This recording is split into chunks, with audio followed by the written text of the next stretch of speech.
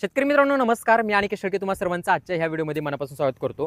या ठिकाणी शेतकरी मित्रांनो आपला हा सोयाबीनचा प्लॉट पाहू शकता. एकदम अतिशय चांगल्या प्रकारे आलेला आहे. याला सध्या एक पहिली फवारणी घेऊन आता 6 ते 7 दिवस त्यामध्ये झालेला आहे. आता पहिली फवारणी मी नेमकी कोणती घेतली आणि आपल्याला सुद्धा पहिली फवारणी जर करायची असेल तर नेमकी कोणती करायची याच्याबद्दल माहिती देणार आहे. तर पहिल्या फवारणीमध्ये सर्वात महत्त्वाची गोष्ट म्हणजे की तुमच्या सोयाबीनचा जास्तीत जास्त फुटवा झाला गेला पाहिजे, जेणेकरून जे काही तुम्ही डिस्टन्स ठेवलेलं आहे, अंतर ठेवलं आहे, हे लवकरात लवकर पॅक झालं गेलं पाहिजे. कारण जास्त फुटवे असेल तर जास्त फुलं लागेल आणि जास्त फुलं असेल तर जास्त शेंगा मिळायला या ठिकाणी फायदा होणार आहे. तर अशाच प्रकारे आपल्याला पहिली फवारणी करायची आहे. काही 2 ते 3 वेगवेगळे औषधं मी तुम्हाला सजेस्ट करणार आहे, जे तुम्हाला मार्केटमध्ये उपलब्ध होतील. ते औषधं तुम्ही खरेदी करू शकता किंवा त्याच्या व्यतिरिक्त सुद्धा जर दुसरे काही औषधं तुम्हाला मिळत असेल, चांगले रिझल्ट असेल तर ते सुद्धा तुम्ही वापरू शकता. फक्त त्यांची नावं खाली तुम्ही नक्की सुरुवातीला कमेंट करा, जेणेकरून बाकीच्या शेतकऱ्यांना सुद्धा त्या औषधांबद्दल माहिती पडेल. आता शेतकरी मित्रांनो पहिल्या फॉर्ममध्ये वापरत असताना काही 3 ते 4 टॉनिक आहे, त्याचा त्यामध्ये तुम्ही वापर करू शकता. एक जसं की बायोविटा एक्स आहे, अतिशय चांगले याचे आपल्याला रिझल्ट पाहायला मिळतात, त्याचा वापर करू शकता फुटव्यासाठी. एक 2 नंबरचं आणि फुटव्यासाठी अतिशय उत्कृष्ट रिझल्ट देणारं जे टॉनिक आहे ते म्हणजे की चॅलेंजर नावाचं वरद कंपनीचं आहे. खूप चांगले रिझल्ट याचे स्पेशली पाहायला मिळत असतात. त्याच्यामध्ये ऑक्झिन, सायटोकिनिन असे 2 हार्मोन्स आहे, जे प्रामुख्याने फुटवा करण्याचं त्यामध्ये काम करत असतात. याचं सुद्धा जर मिळालं तर हे वापरू शकता.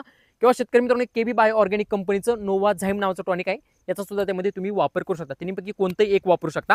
तर मी वैयक्तिक वापरत असताना चॅलेंजर आणि बायोविटा एक्स या दोन्हींचं एकत्र कॉम्बिनेशन करून फवारणी वैयक्तिक माझ्या शेतामध्ये घेतलेलं आहे आणि अतिशय सुंदर रिझल्ट त्यामध्ये पाहायला मिळाला आहे. तुम्ही पाहत असाल एकदम हिरवगार त्यामध्ये सोयाबीन आहे आणि फुटवा सुद्धा भरपूर प्रमाणामध्ये या ठिकाणी झालेला आहे.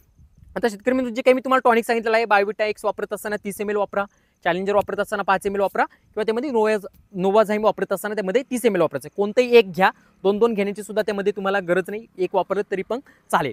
याच्यासोबत शेतकरी मित्रांनो आळी नियंत्रण करण्यासाठी जर प्रामुख्याने तुमच्या सोयाबीन पिकामध्ये खोडकीड असेल तर अशा वेळेस तुम्ही वापरत असताना सोलोमन ह्या कीटकनाशकाचा या ठिकाणी वापर करा. आपल्याला वापरत असताना 15 लिटरच्या पंपासाठी हे साधारणपणे 15 ते 20 ml त्यामध्ये वापरणं गरजेचं आहे सोलोमन.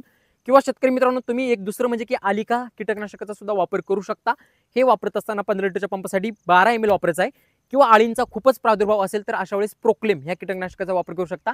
हे वापरत असताना त्यामध्ये 10 ग्रॅम वापरायचं आहे. तिन्हीपैकी कोणतंही एक कीटकनाशक. आता राहिला प्रश्न म्हणजे की बुरशीनाशक. अनेक शेतकरी बुरशीनाशकाचा वापर करत नाही, पण शेतकरी मित्रांनो बुरशीनाशकाचा वापर आपल्याला नक्की करायचा आहे. कारण तीनदा फवारणी घेणं पॉसिबल होत नाही. एकदा बुरशीनाशक वापरून टाका, जेणेकरून 30 ते 35 दिवसांपर्यंत कोणत्याही प्रकारे बुरशीजन्य रोगांवरती आपल्याला पाहायला मिळणार नाही. याच्यामध्ये तुम्ही वापरत असताना स्वस्तात मस्त साप बुरशीनाशक वापरू शकता 30 ग्रॅम किंवा जे रोको नावाचं बुरशीनाशक येतं हे वापरू शकता त्यामध्ये 30 ग्रॅम किंवा शेतकरी मित्रांनो अँट्राकॉल एकदम स्वस्तात जर वापरायचं तर अशा वेळेस अँट्राकॉल वापरत असताना 30 ग्रॅम. तिन्हीपैकी कोणतंही एक बुरशीनाशक. अशा प्रकारे शेतकरी मित्रांनो ही आपल्याला पहिली फवारणी सोयाबीन पिकासाठी करायची आहे. सांगितलेले टॉनिक, कीटकनाशक आणि बुरशीनाशक असे या ठिकाणी यांचा वापर करू शकता. तर एखाद्या शेतकऱ्याला वाटते माझी सोयाबीन खूपच पातळ आहे, तिची चांगली वाढ होत नाही, तर अशा वेळेस 19-19 विद्राव्य खत याच्यामध्ये घेतलं 100 ग्रॅम तरी पण चालेल. किंवा एखाद्या शेतकऱ्याला वाटतं की मला जास्त फुटवा करायचा आहे, जे काही सांगितलेलं टॉनिक आहे याच्यासोबत तुम्ही 12-61-0 हे पण 100 ग्रॅम वापरू शकता. दोन्हीपैकी कोणतं एक विद्राव्य खत वापरलं तरी पण चालेल. तुम्हाला निश्चित चांगले या ठिकाणी फायदा झालेला दिसेल आणि अतिशय बजेटमध्ये चांगले रिझल्ट देणारी ही फवारणी तुमची त्यामध्ये होणार आहे. तर ही फवारणी नक्की करा. आणि शेतकरी मित्रांनो जर तुमच्या मनातले काही प्रश्न असतील, काही समस्या असतील तर खाली नक्की कमेंट करा, जेणेकरून त्यांचं उत्तर देण्याचा प्रयत्न मी निश्चित करेल. आणि हा व्हिडिओ जास्तीत जास्त आपल्या सोयाबीन उत्पादक शेतकऱ्यांपर्यंत नक्की शेअर करा.